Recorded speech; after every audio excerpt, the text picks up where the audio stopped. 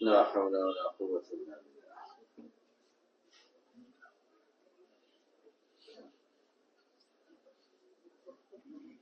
بسم الله الرحمن الرحيم. الأخذ بظاهر الأعمال.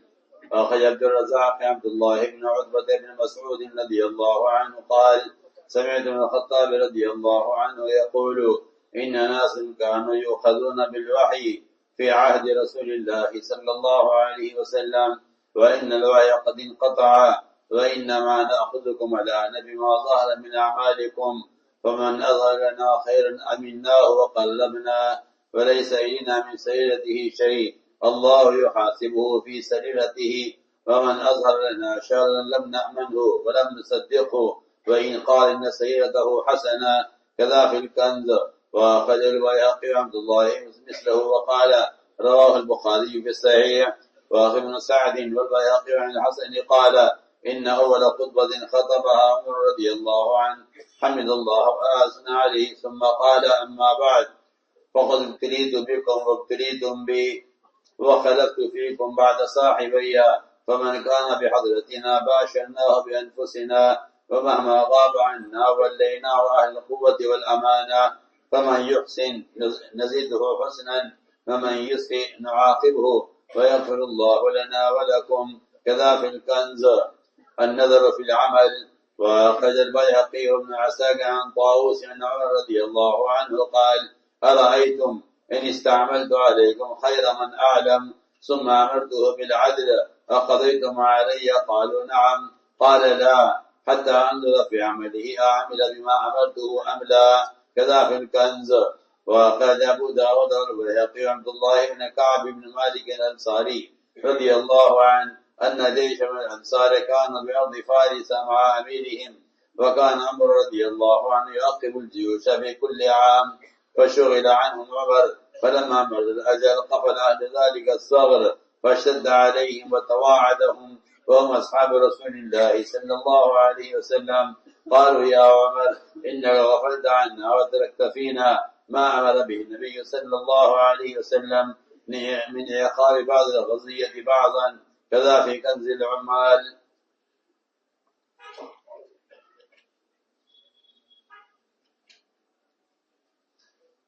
ایسا معلوم ہوتا ہے کہ اللہ رب العزت نے اس کام کے کرنے والوں کو جو چیزیں پیش آنی تھیں ان کو اور ان کا حل حضرت کو الہام کر دیا. میں کہتا ہوں اگر کوئی شخص صرف سارے واقعات پڑھنے کے بجائے اگر صرف حیات الصحابہ کی فہرست اور عنوانات دیکھ لے تو اس کی رہبری کے لیے کافی.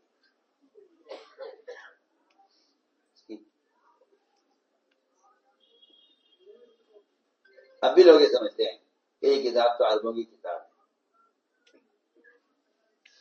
یا یہ کتاب تو علماء سے متعلق ہے، حالانکہ اس کی دو تصنیف منتخب احادیث حیات الصحابہ، اس کا کام کے سوا اس کا کوئی مقصد نہیں.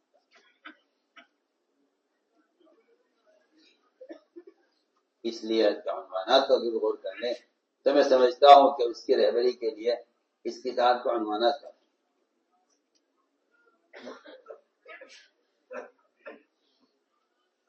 چنانچہ پہلا قول عمر رضی اللہ تعالیٰ عنہ کا ہے کہ ہر ایک کے ساتھ معاملہ کیا جائے گا اس کے ظاہر کے اعتبار سے. اس لیے ہم آج کیا کہتے ہیں کہ ہر جگہ کے عملے کو چاہیے کہ وہ اپنے ذمہ داروں کے ساتھ اس طرح رہیں کہ دن بہ دن ان پر اعتماد بڑھ رہا ہے، ان پر اعتماد بڑھ رہا ہے. اس لیے کہ عملے سے اگر کوئی ایسی بات ہوتی ہے جسے ذمہ دار کا اعتماد اس پر سے اٹھ جائے تو اس سے آدمی اپنے آپ کو خود ضائع کر دیتا ہے، اپنے آپ کو خود ضائع کر دیتا ہے. اس لیے وہ یہ ہوتا اس لیے ہے کہ آدمی کی اپنی انفرادی عبادت اور تنہائی کے اعمال و وظائف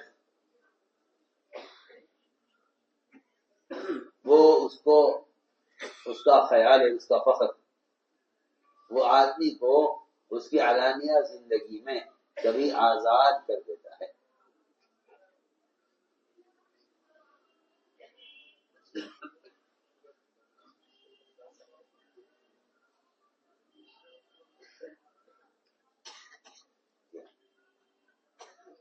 اس کا اچھا شریر وہ اس کو علانیہ زندگی میں آزاد کر دیتا ہے. اور میں سمجھتا ہوں کہ اس سے یہ عملے کے اوپر سے اعتماد کے اٹھنے کا ذریعہ بن جاتا ہے.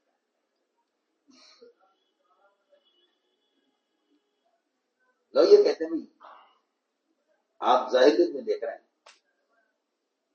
تو ہمارے کہ نہیں، ہم تمہارے ظاہر کو ہی دیکھیں گے کیونکہ وہی تو منقطع ہو چکی ہے. اب کسی کا حال آسمان سے وحی کے ذریعے نازل ہو، اس کا سلسلہ تو منقطع ہو چکا ہے، تو ختم ہو گیا ہے. اب تمہیں خود ایسا بن کر رہنا ہوگا، کیونکہ تم پر اگر تہمت لگا رہا ہے تو تم یہ غور کرو کہ تم سے ایسا کون سا عمل ہوا ہے جسے تم متہم ہو.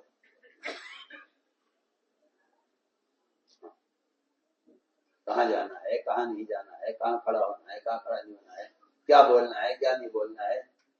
اب یہ ساری ذمہ داری تم پر آ گئی ہے. اگر تمہارا علانیہ اچھا نہیں ہے لیکن تمہاری ضروری اور پوشیدہ زندگی تمہاری بہت اچھی ہے، تو اس کے لیے کوئی وحی آسمان سے نہیں آئے. آپ اگر خیال کریں کہ میں تو بے گناہ ہوں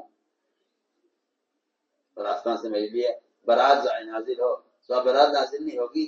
اب تو آپ کو خود ہی وہ کام کرنا ہوگا جس سے آپ گناہ سے بری رہیں. نہیں آ سکتے. اس لیے فرمایا کہ تہمت کی جگہوں سے بچنا چاہیے. تہمت کی جگہوں سے بچنا چاہیے. ملتا ہے صحابہ کے اقوال میں کہ جو شخص کوئی ایسا کام کرے کہ جس سے وہ متہم ہو جائے، پھر اس پر کوئی تہمت لگائے، تو اس کو چاہیے کہ اس پر ناراض نہ ہو، بلکہ اپنی ذات کو ملامت کرے کہ تم نے ایسے حرکت کیوں کی ہے اس سے تم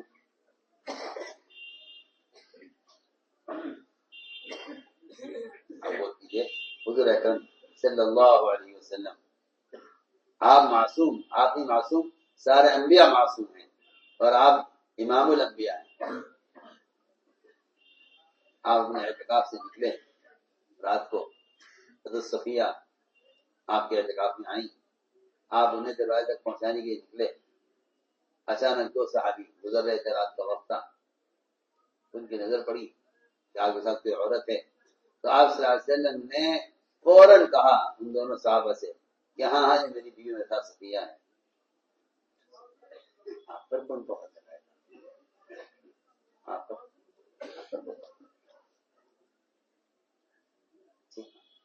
تو معصوم.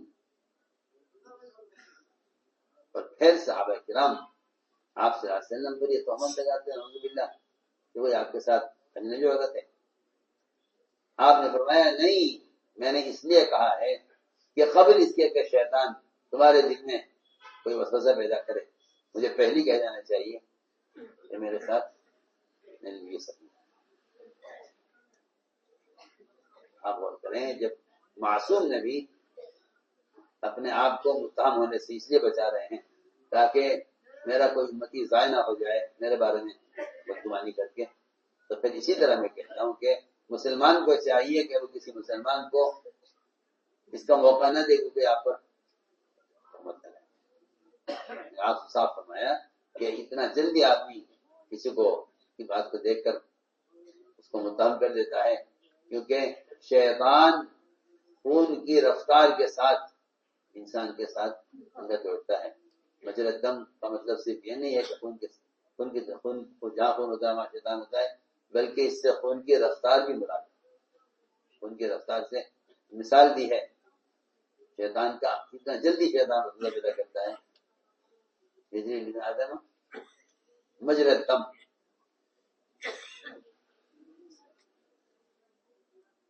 تو میں نے عرض کیا کہ تو مواخذہ ہوگا وہ ہر آدمی کو اس کے ظاہری حال کے اعتبار سے ہوگا.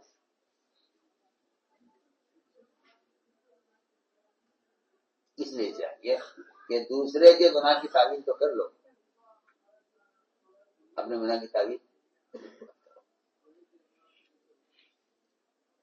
دوسرے گناہ کی تعویل کر لو، اپنے گناہ کی تعویل نہ کرو۔ تو عمر رضی اللہ تعالیٰ عنہ کا فرماتے ہیں عبداللہ بن عتبہ بن مسعود کہ میں نے سنا عمر رضی اللہ فرماتے ہوئے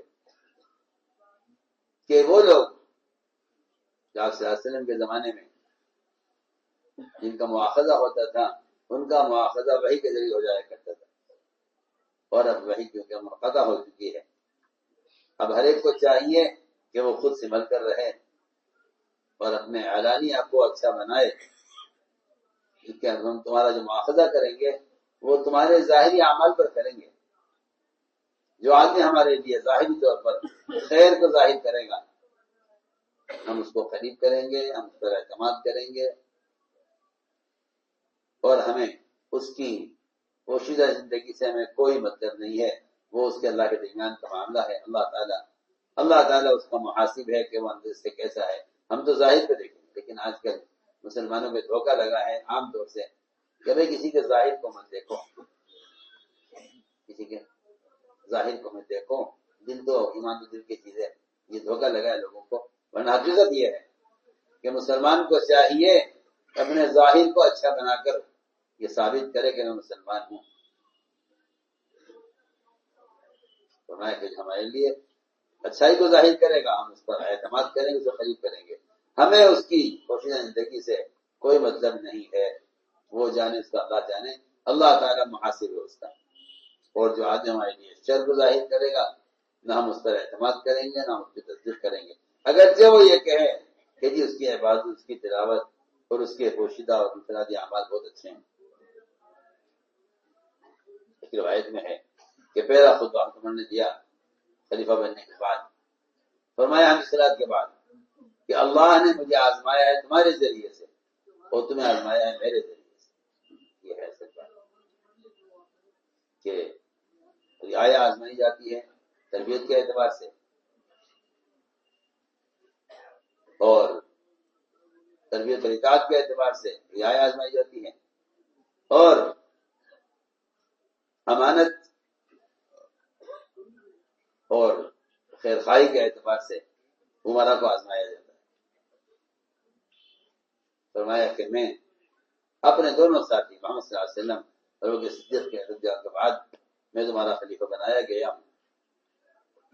جو آدمی ہمارے سامنے جس کا ظاہر اچھا ہوگا ہم اس کو، جو ہمارے سامنے ہوگا ہمارے قریب ہم اس کو بہرحال خود دیکھیں گے، اور جو ہم سے دور ہیں غائب ہیں ہم ان پر اہل قوت اور امانت کو کے حوالے کریں گے، ان کے امور۔ جو آدمی اچھا کرے گا ہم اس کے ساتھ اچھائی کریں گے، اور جو آدمی برا کرے گا ہم اس کو اس کی برائی پر سزا دیں گے، اور اللہ تعالی ہماری دعائیں مغفرت فرمائے۔ اگلی بات یہ ہے عمر کی، فرماتے تھے عمر رضی اللہ تعالیٰ عنہ کہ جو کام کر رہے ہو اس کام پر نظر بھی رکھو، یہ نہیں کہ کام کہہ کے فارغ ہو جاؤ کہ میرا تو کہنا تھا، میرے ذمہ تھا، میں نے کہہ دیا ہے، نہیں، یہ کسی دنیا کے کسی جو ہے کام کا یہ مزاج نہیں ہے کہ مالی کام کو کے بے فکر ہو جائے، بلکہ وہ کام کو بتلا کر اس کام کی خود نگرانی بھی کرتا ہے۔ فرمایا عمر رضی اللہ تعالیٰ عنہ کیا خیال ہے آپ لوگوں کا اگر میں آپ پر بہتر سے بہتر آدمی کو آدمی بنا دوں جس کو میں بہتر سمجھتا ہوں، اور پھر میں اس امیر کو تمہارے لیے ساتھ عدل کا اور انصاف کا اور تمہارے پر احسان کا اور تمہاری تعلیم اور تربیت کا کہ میں اس کو ہدایت دے دوں، کیا میں نے اپنا کام پورا کر دیا ہے؟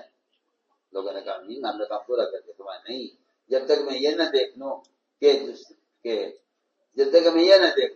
کیا میرے کہنے کے مطابق کام ہوا یا نہیں ہوا۔ اگر عمل ہوا ہے میرے کہنے کے مطابق تو مجھے اطمینان ہوگا، میرا کام پورا ہوگا۔ تیسری بات یہ تمہارا زیادہ انتہا یہاں کہ کسی بھی علاقے میں کام کی جو تعمیر ہوتی ہے وہ کام کی تعمیر جماعتوں کے تسلسل سے ہوتی ہے۔ علاقے میں جماعت کام کر کے آ جائے اور پھر مدت کوئی جماعت نہ جائے اس سے کام کی تعمیر نہیں ہوتی. تعمیر ہوتی ہے اس علاقے میں کام کی جب جماعتیں اس علاقے میں مسلسل جاتی ہیں. چنانچہ عمر رضی اللہ عنہ کا معمول یہ تھا کہ علاقے میں جماعت بھیجتے تو اگلی جماعت کے آنے سے پہلے دوسری جماعت روانہ ہو جاتی.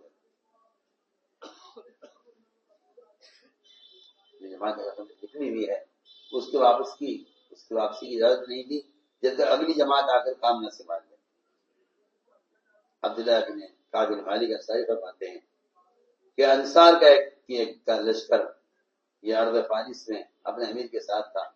عمر رضی اللہ عنہ کی عادت تھی، معمول یہ تھا کہ وہ ہر سال جماعت بھیجا کرتے تھے. چنانچہ عمر رضی اللہ عنہ اس جماعت کو بھیج کر کسی ایسے کام میں مشغول ہو گئے کہ اگلی جماعت بھیجنا یاد نہیں رہا اور جو جماعت نکلی ہوئی تھی اس جماعت کا وقت پورا ہو گیا. چنانچہ یہ انتظار کرتے رہے کہ اگلی جماعت آئے گی. اگلی جماعت بھیجنا بھول گئے، یہ جماعت وہاں سے واپس آ گئی. ان کا وقت پورا ہو گیا، جماعت واپس آ گئی وقت پورا کر کے. اس علاقے میں اگلی جماعت پہنچی نہیں تھی.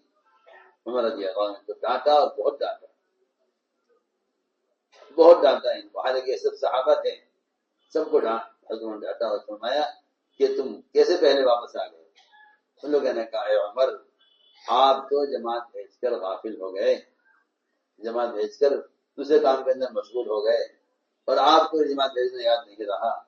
اور اے عمر آپ نے تو محمد صلی اللہ علیہ وسلم کی اس سنت کو چھوڑ دیا ہے جس کا آپ نے ہمیں حکم دیا تھا. یہ بہت اہم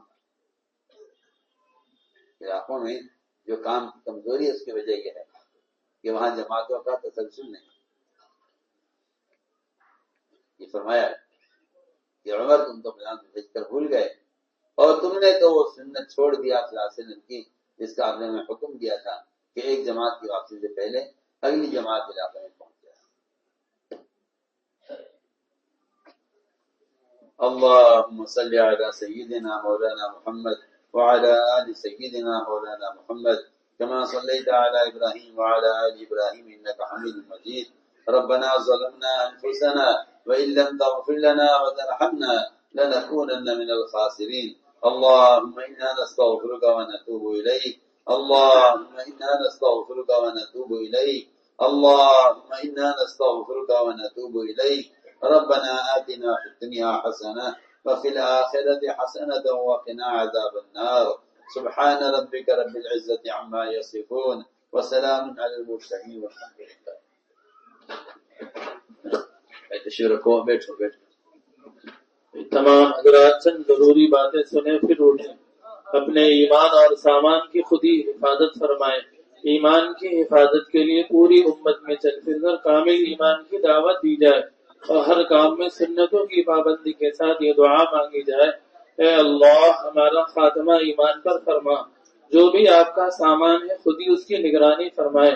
موٹا کپڑا بچھائے بغیر نہ سوئیں. فجر سے پہلے اپنے تمام معمولات اور ضروریات سے فارغ ہو جائیں.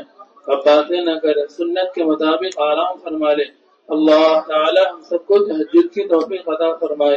صبح صادق انشاءاللہ 5:43 پر ہوگی.